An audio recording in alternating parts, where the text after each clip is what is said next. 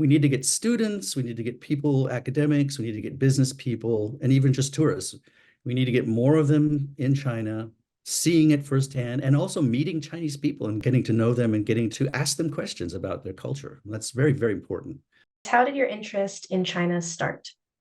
So I think I'm kind of a student of the 60s, or someone who grew up in the 60s. So for me, at that time, there was a lot of interest in Eastern mysticism. Alan Watts, if you know who he is, was pretty famous. His books were good introductions to Eastern mysticism. And I was interested in Zen Buddhism and Chinese in general, just because of it, for cultural reasons. It was a nice sort of counterculture way of looking at the world. But the first time I had a sort of a close-up look at Chinese culture was my parents were very generous and nice people, and they made the acquaintance of two Taiwanese women in the Oklahoma City area that we were living in, who were struggling to find a cheap place to live. And so my parents let them stay in our house, when I was in high school. So we had two Taiwanese women living in my house, and I had a great deal of fun with them, learning about Chinese culture. And they taught me my first Chinese. But the first Chinese I ever learned was not ni hao. It was 吃不桃不吐不跳皮, 不吃葡萄倒吐不跳皮. They taught me a tongue twister. That was the first Chinese words I ever learned, was a tongue twister. So from then on, I just became self-taught in Chinese, and was mostly interested in the language, not yet so much in the culture. I just thought the language was so fascinating. And I discovered Orville Schell. I don't know if you must know who he is. His first big book, In the People's Republic, was an incredible introduction to China at that time, the current China that he was reporting on. And it was a kind of an introductory lesson to concepts like the Danwei system and Lei Feng and collectivism and all the aspects that we know about China back then. But my involvement in China really started in about 1986, when a friend of mine, Douglas Hofstadter at Bloomington, where I was going to music school, had written a book called Gödel, Escher, Bach that won a Pulitzer Prize. And he found out from his colleagues that his book was being translated at Peking University by a team of translators. And he really was picky about his translation of his books, because it's a very complex book with lots of wordplay. So he basically ordered me, you're going to Beijing and take part in the translation team and make sure they're not making, botching my translation, because he really was concerned about that. So with that as my beginning, I ended up at Peking University in 1986, taking part in a translation of a book. And from then on, I just got hooked on both the language and the culture. And this was the Gaiga Kaifang era, right? And as a foreigner, I could see that something truly amazing was going to happen at that point. And those of us who were there were certainly right. And from then on, it was me just kind of going with the incredible flow of change and evolution that was happening at the time. So that's how I got interested in China. How have you seen China evolve over the decades? Yeah, this is a good question, but there's so many ways to talk about it. There's the economy and the basic mindset of the people, their familiarity. But I think for me, I started from this Gaiga Kaifang, the reform and opening period. And during that period, the Chinese were extremely intensely curious about the West, and especially the US. And every day or every week, it seemed like there was something new, like, oh, China now has Coca Cola. China now has rock and roll. China now has McDonald's. Now it has cars, and now it has soccer, and so on. So for me at that time, Chinese were intensely interested in the West, and had many questions for me, and had many misunderstandings about the West and the US. So the difference between now and then is night and day, because nowadays, we have 300,000 students just in America alone, learning at our various universities. And we have generations of diaspora who have already immigrated to Western countries in the US. So if anything, now the asymmetry in understanding is on our part, not theirs. I would say they know much more about the US than we know about China. And I would dare say even someone like me, who's been in China for 35 years, I still think they still know more about my country than I know about theirs. for various reasons. And maybe China is just so complex and has changed so fast. There's so much to learn. But so there was that. And also back then, there was a kind of an inferiority complex. So they, if you praised China, they would say, oh, no, we're horrible compared to you. China, the West is so great. And they were in a period of learning. There was Deng Xiaoping's phrase of "Tao Guang Yang Hui," bide your time and build your energy or your ability. So at that time there was also a kind of an inferiority complex about their culture. They felt we need to be learning from the West. We need to be learning how to make money to build businesses and economies. I remember going to a bookstore at the Peking University campus, and I wanted to get a copy of the Taoist classic, the Tao Te Ching. And they told me, no, we don't have that book. And I said, what? A Chinese bookstore that doesn't have the Tao Te Ching? And the clerk told me, who's interested in that stuff nowadays? Which was true. I mean, they were all interested in money and finance, and who's going to read the Taoist classics, right? So that's also changed. They've now rediscovered their own country. They have pride in it.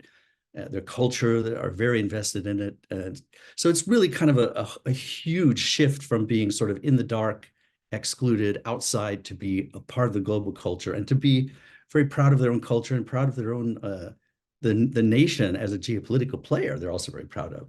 So I was glad to see that. I witnessed that, and it had to happen. And it was an amazing thing. And that, to me, that would be the main difference. What is one thing you wish Americans understood about China? This is one of those questions where there's lots of different answers. I think the one aspect that I think that people need to know about in other countries, and also because it's something that the Chinese government kind of adds to the misimpression, because they try to promote the notion that China is very unified as a nation. That is, despite all the ethnic minorities and the generational differences and the rural-urban divide, that China is basically, of one mind, of one mission, very much behind the party, and they're very unified in their politics and their way of. That's not quite right. If you go to China, you realize they are a very diverse country. The government wants to give you a sense that there's a consensus and a unity, but actually it's very diverse. There are very few opinion polls, and there isn't the vote. So that we don't, the range of opinion and the range of orientations is a little bit opaque, or maybe even invisible, because you can't see it. We don't often get a glimpse of diversity of public opinion, but there are really people on all sides of the political spectrum if you're here. These opinions are usually expressed privately, or in moments of lapses, or when there's a trust that's been developed. But if you ask the average Chinese, for approval ratings for the government, they will give you a pretty positive one based on the economic conditions, on the fact that the party has brought so many people out of poverty, and they have a sense of this optimism that they're doing better than their parents did, and their children will probably do better than they are. Although that's kind of eroding these days, just as it is in other countries as well. But I think what I would alert people to is that China does not think with one unified mission or one unified worldview. There are as many different opinions at different levels and areas of education, as I say, rural versus urban, and people who are sort of live in a more porous society where they're able to go abroad and come back again. They have a very different view about things. So yes, don't believe it when people tell you China is all, that thinks as one massive social human brain. They are really diverse in every way, including ethnically, religiously, philosophically, and politically. That's why we need to get more people here like you. We need to get students, we need to get people, academics, we need to get business people, and even just tourists. We need to get more of them in China, seeing it firsthand, and also meeting Chinese people and getting to know them and getting to ask them questions about their culture. That's very, very important. So China is geopolitically so significant now that you can't ignore it. It's kind of duh. Obviously, this is the place to go because it's a very important country. But I think there's also some other reasons that have to do with the humanities and also just sociology, cultural studies.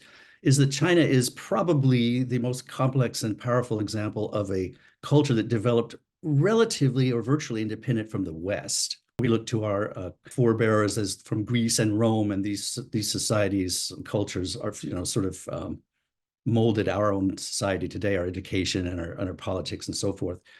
As such, China is a kind of an important test case and a contrast to this cultural background. It's an alternative discourse world, you could say. China's culture has different views about human nature, about human beings, humans and the relationship between the two. It's a relatively secular, humanistic culture, which has is greatly different from some of the Western countries, as particularly the United States. It has different ways of looking at governing the people. It has very different philosophy about harmony, cooperation, how to build a culture and a people who can work together as one. Very less of emphasis on the personal and individualist and more on collectivist ways of doing things. And a different starting off point for ethics overall. And just in general, just a challenge to our Western notions and perceptions. It shows us that there is another way to be and another way to envision human society and what the goal of human society is. Why is learning the Chinese language important today? You wouldn't believe how many articles and how much in academia, and especially Chinese pedagogy, that debates are now underway, not only with the translation apps, but the AI programs that we now have that are, equally sort of, intruding into the way we usually taught Chinese and the way of teaching Chinese language. So I'm right in the middle of that, and I'm part of that. And I think overall, basically, we shouldn't be afraid of these apps, and I don't think that we should fear that it's going to make the learning foreign languages go away, or that it's going to make us all so lazy that we no longer learn Chinese. I don't think that's going to happen. If used right, these apps can be a great boon to especially Chinese language users, because Chinese language, as you probably know, has a very high bar, a very high threshold in learning that has to do a lot with the characters. You don't just pick up Chinese in 1 or 2 years like you might pick up French by spending a couple of summers there. You've got to really dedicate a huge portion of your life for many years before you can get some level of fluency. Nowadays, that's not quite so normal, but then so why is it important that we actually learn Chinese to be able to really speak it without the apps and the digital tools? The reason is that despite all these ways that you can sort of cheat, and I hesitate to use that term, but in a way, you can do a lot of things you couldn't do before with zero Chinese. But I think what we shouldn't forget is that the human aspect, the one-on-one, direct contact with human beings has not lost its importance in all this. If anything, it's become more important since we're so addicted to Zoom calls like this, where we're not really in the same place, but at least we could see each other and look each other in the eye. But the actual being in the same place, seeing the same sights, smelling the same smells, experiencing the same joy or sorrow, whatever it is that's happening, in the cultural context, that is so important that we should use these apps in a smart way to just make us get to that goal of fluency and able to communicate as quickly as possible and as effectively as possible. So I think the apps and the digital tools don't really change the basic priorities, which is still one-to-one communication in one-to-one contact. And I'm a linguist, and I never lose sight of the fact that the core of language is not script or grammar or pronunciation. Well, it is pronunciation, but script or reading or texts or Bibles and things like that. The core of language is speech, is communicating speech.